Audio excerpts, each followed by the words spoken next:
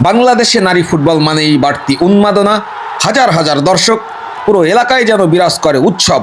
আজকের ভিডিও তাই নারী ফুটবলকে কেন্দ্র করেই। তাই চলুন কথা না বাড়িয়ে শুরু করা যাক।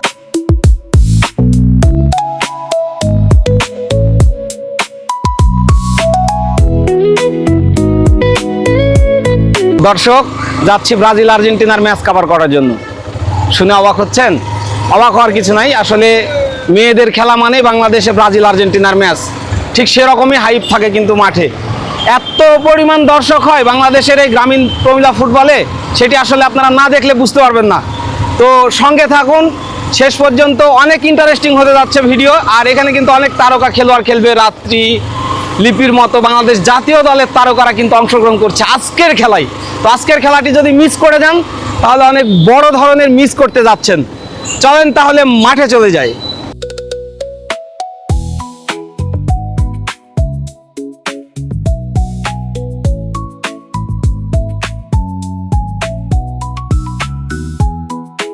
উত্তরবঙ্গের ঐতিহ্যবাহী জেলা নওগাঁ জেলার মহাদেবপুর থানার সরস্বতী উচ্চ বিদ্যালয় মাঠ থেকে আপনাদেরকে স্বাগত।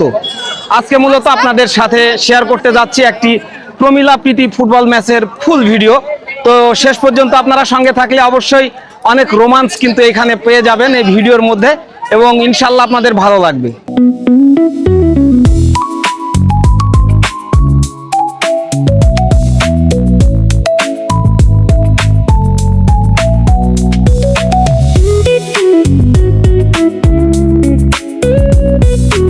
মাঠে আসলে যে পরিচিত মানুষগুলোর সাথে দেখা হয়ে যায়, তার মধ্যে রয়েছে সোহাগ বরণ দাদা, রয়েছে আসাদ ভাই, বরেন্দ্র ক্লাবের প্রতিষ্ঠাতা পরিচালক, রয়েছে নওগাঁ জেলা দলের ক্যাপ্টেন শামীম এবং ছোট ভাই মাহফুজ। সবাইকে নিয়ে খেলা শুরু হওয়ার একেবারে অন্তিম মুহূর্তে পৌঁছে গেছি। নিঃসন্দেহে একটি ভালো ম্যাচ উপভোগ করতেছে আপনাদের জন্য। ওয়েট করুন এবং ধৈর্য সহকারে দেখুন।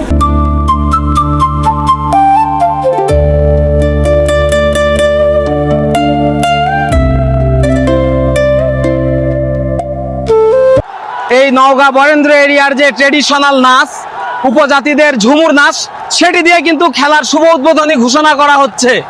জবা, তার পাশে দেখতে পাচ্ছেন রনি ময়মনসিংহের, তারপরে টাঙ্গাইলের হাবিবা, আমি কিন্তু জোসনা, টাঙ্গাইলের জোসনা, গাইবান্ধার হাবিবা এবং গাইবান্ধার ভাইরাল হীরা, এবং ময়মনসিংহের মেয়ে নওগাঁর পুত্রবধূ, নওগাঁর ভাবি রোজিনা।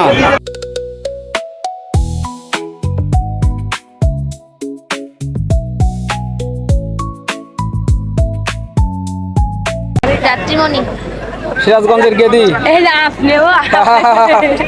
আসমা, সোমা, সোমা, দুই সময় একসাথে। তোমার বাসা কোথায়? আমার বাসা পঞ্চগড়। আমার বাসা নীলফামারী। সোনিয়া। নাম বলো, জোরে বলো। মৌসুমী, আলেফা, রূপা, হিমি। ভাই আসসালামু আলাইকুম। লক্সি ফুটবল একাডেমির প্রতিষ্ঠাতা পরিচালক আজম। আয়োজককে প্রথমে ধন্যবাদ জানাচ্ছি। আর বগুড়া এবং সিরাজগঞ্জ থেকে আসার জন্য এদেরকেও ধন্যবাদ জানাচ্ছি। আসলে এই সরস্বতীর মাঠ কিন্তু ঐতিহ্যবাহী খেলার মাঠ। আমরা কিন্তু ছোটবেলায় এখানে খেলাধুলা করেছি, এই জন্য এখানকার খেলা হলে আসলে আমরা যেখানে থাকি ছুটে আসি। তো আমি আশা করব এই দুই টিমের কাছেই যেন সুন্দর একটা খেলা উপহার দেয় এবং দর্শকরা যেন আনন্দিত হয়, এবং ভবিষ্যতে যেন আবারও আমরা তাদেরকে আনার জন্য যেন ব্যবস্থা করি। এইমাত্র খেলা শুরু হয়ে গেল, হাজার হাজার দর্শক, ছাদে দর্শক, তারপরে মাঠে দর্শক, বসে আছে দর্শক, চেয়ারে দর্শক, বেঞ্চে দর্শক থেকে শুরু করে উল্লেখযোগ্য পরিমাণ কিন্তু স্টুডেন্টরা এসেছে, ছাত্রীরা এসেছে, ছাত্ররা এসেছে। সবকিছু মিলিয়ে পূর্ণাঙ্গ একটি উৎসব কিন্তু এই খেলাকে কেন্দ্র করে এই মুহূর্তে নওগাঁর এই মহাদেবপুরে বিরাজ করছে। তো আপনারা সবাই খেলাটি উপভোগ করুন। চমৎকারভাবে যোগান উদ্দেশ্য ছিল মারিয়া ইসলাম লিপি। সদ্য সমাপ্ত ফুটসাল খেলে এসেছেন দেশ। আসসালামু আলাইকুম, আমার নাম মাহমুদ, আমি অষ্টম শ্রেণীতে পড়ি। আমার বাসা সরস্বতী ভীমপুর। আমি এই সরস্বতী উচ্চ বিদ্যালয় স্কুলের অষ্টম শ্রেণীর একজন ছাত্রী। আমি এখানে ফুটবল খেলা দেখতে আসছি। মেয়েদের ফুটবল খেলা হচ্ছে, পরিবেশটা খুব সুন্দর। ছেলেদের বসার জায়গা ভিন্ন করছে, মেয়েদের বসার জায়গা ভিন্ন। অনেক সুন্দর লাগছে পরিবেশটা দেখে, অনেক ভালো লাগছে। কি চমৎকারভাবে খেলা পরিচালনা করছেন, আপনারা জানলে অভিভূত হবেন। এই রেফারিগুলো ঢাকার মাঠে প্রমিলাদের অনেক বড় বড় টুর্নামেন্ট তারা পরিচালনা করে থাকেন। আজকে আমাদের আমন্ত্রণে তারা এসেছেন।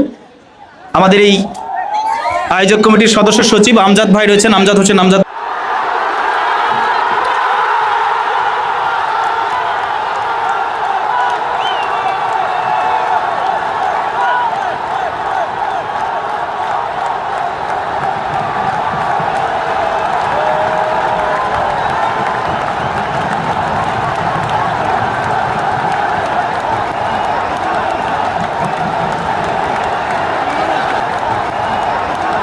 আক্রমণ, পাল্টা আক্রমণে দুই দলই কিন্তু তাদের শক্তি প্রকাশ করার চেষ্টা করছে। দুই পক্ষেই কিন্তু মোটামুটি আক্রমণের মধ্যে রয়েছে।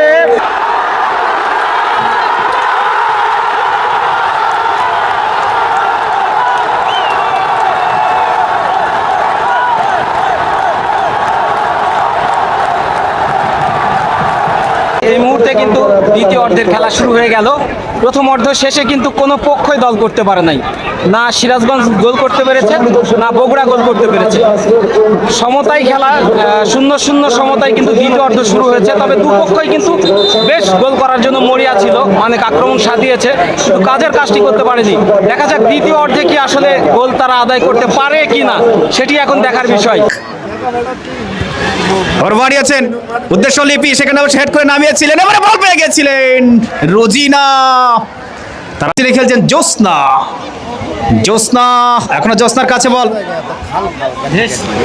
জ্যোৎস্না শেষ পর্যন্ত নিয়ন্ত্রণ নিয়েছেন এবং বাড়িয়েছেন ডিবক্সের মধ্যে বল, এবং রক্ষণ ভাগ থেকে প্রতিহত কাউন্টার অ্যাটাক এবং জবা অসাধারণ পারফরমেন্স, দুর্দান্তভাবে বেরিয়ে এসে যাত্রায় কিন্তু যে চতুরতার পরিচয় একজন গোলকিপারের সেটি দিলেন, দলকে রক্ষা করলেন। আবার আক্রমণ বগুড়া বুলডুজার। খেলা কিন্তু জমে গেছে, খেলা একেবারে শেষের দিকে চলে যাচ্ছে, টাইব্রেকারের দিকে ম্যাচ গড়াচ্ছে। কেউ কিন্তু গোল দিতে পারে নাই। একটি গোলের জন্য দুই দলই কিন্তু মরিয়া, সিরাজগঞ্জ এবং বগুড়া দুই দলই কিন্তু মরিয়া হয়ে আছে, কিন্তু গোল পাচ্ছে না। শেষ পর্যন্ত কি গোল পাবে নাকি টাইব্রেকারে যাবে, চলুন দেখা যাক কি হয় শেষ পর্যন্ত। সেবা শুশ্রূষা যা করবেন মেডিসিন ওদের দেন, ওরা ঠিকঠাক করে নেবেন। দর্শক হাসে কেন আল্লাহ, বুঝলেছেন? আমাদের ডাক্তার গাউসুল ভাই, ওনাকে সবাই চিনে, এই নর্থ বেঙ্গলের সব জেলার মানুষরা চিনে। এই মেয়েদের খেলা, প্রমিলাদের খেলা অনেক মাঠে তিনি চালিয়েছেন।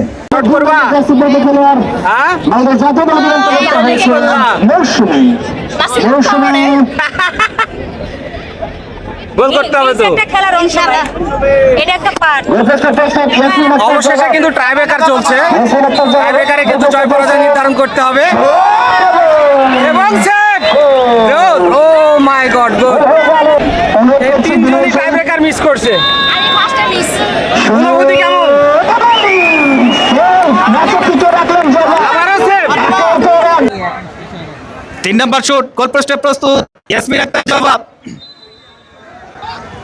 শট এবং সেভ, আবারও সেভ। মাই গড! এইবারে কিন্তু বগুড়া গোল করতে পারলেই উইনিং শট হয়ে যাবে। ক্যাপ্টেন আলেফা শট এবং গোল, চ্যাম্পিয়ন বগুড়া। কিন্তু সিরাজগঞ্জ হেরে গেল টাইব্রেকারে, আর বগুড়া উইন হলো। সুন্দর খেলেছে বটে, কিন্তু টাইব্রেকার একের পর এক মিসের কারণে হেরে গেল সিরাজগঞ্জ আর জিতে গেল বগুড়া।